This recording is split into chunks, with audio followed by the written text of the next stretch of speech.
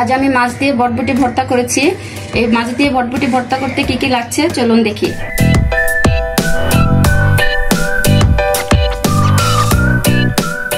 নিচে বটবটি কেটে সাথে একটা আলু দিয়েছি ছোট সাইজের, আর আছে 2 টুকরা মাছ। আমি এখানে রুই মাছটা ব্যবহার করেছি, আপনারা চাইলে অন্য কোনো মাছও ব্যবহার করতে পারেন।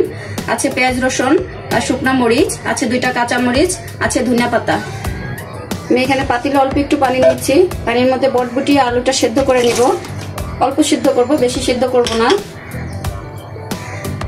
আমার সেদ্ধটা হয়ে গেছে, আমি এটাকে 5 মিনিটের মতো সেদ্ধ করছি। এখন নামাই নিব। চুলায় একটু প্যান বসিয়ে দিয়েছি, দিয়ে দেব সয়াবিন তেল।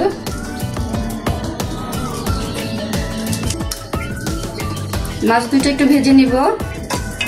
আমি মাছে একটু হালকা লবণ মাখিয়ে দিয়েছি।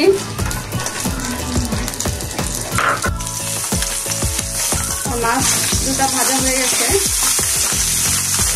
এখন আমি এর মধ্যে দিয়ে দেবো শুকনো মরিচ, কাঁচা মরিচ, পেঁয়াজ রসুন কাটা,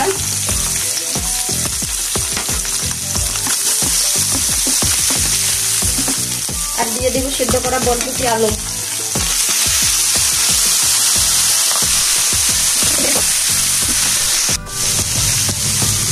প্রায় হয়ে গেছে, এর ভিতরে দিয়ে দেবো ধনিয়া পাতা।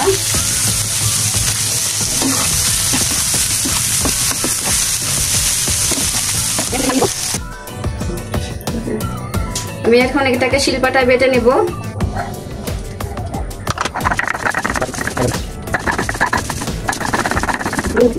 তৈরি হয়ে গেল আমার মাছ দিয়ে বটবটি ভর্তা।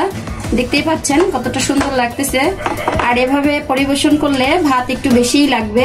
তো আপনারা এভাবে সহজ রেসিপি পেতে চাইলে আমার চ্যানেলটি সাবস্ক্রাইব এবং শেয়ার করে দিন।